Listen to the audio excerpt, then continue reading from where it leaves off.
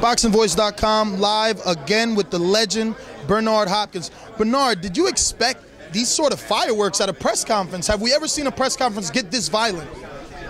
First of all, I've been at many press conferences, and I've been an instigator at many press conferences, and I've seen a lot. But this one, as far as the intensity and the realness of it, it was something that I can tell you on record that this was something that if no one was in between them, which was many people, that this would have turned out to be very, very ugly. And you know what? At the end, Zab and Garcia is going to have to be their own man come February 9th at the Barclays Center in Brooklyn, and that's when it's all going to count.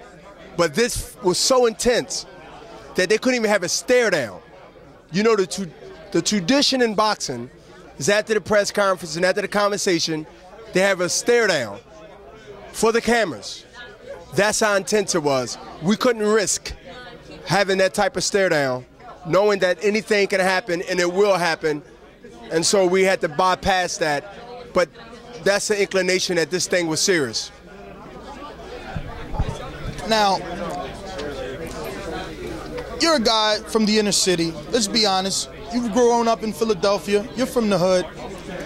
Can you call a spade and know that Zab Judah is putting on a show? Because history shows us that every time he stepped up in a big fight, he hasn't succeeded. That's absolutely true.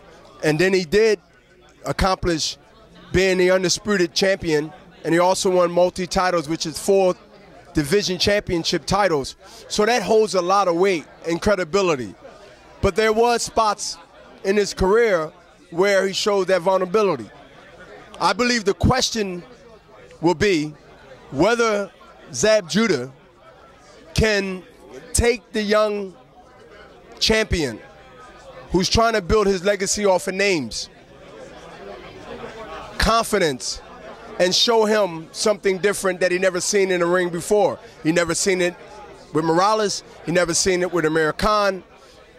You cannot look at what Zab did lately, and if you do, you'll say, well, he won 5 out of 7 fights. That's batting over 500. Garcia have to understand that Zab is bringing experience. He know that he don't have too many options in his career. All that is motivation. And last but definitely not least, would you rather fight somebody in their house, in their kitchen, where they're comfortable, or you rather fight somebody in your house?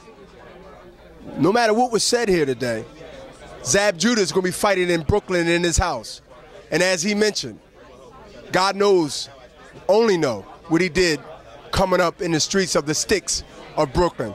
So that's comfortability, that's confidence, and that's keeping it real.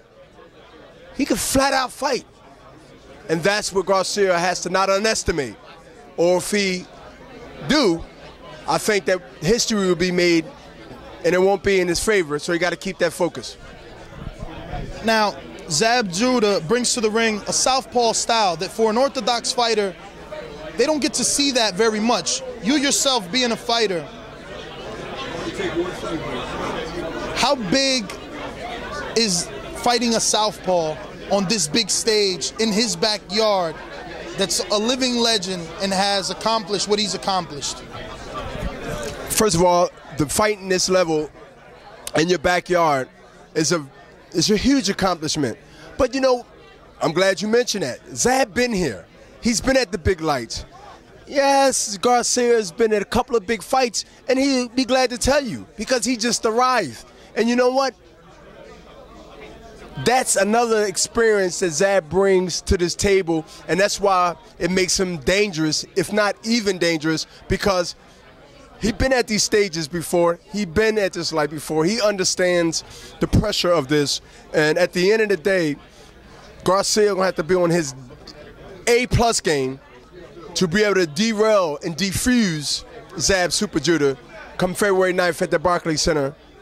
It's going to be a great year. 2013 is starting off with a bang, and you couldn't ask for anything better yet from Golden Boy Promotion.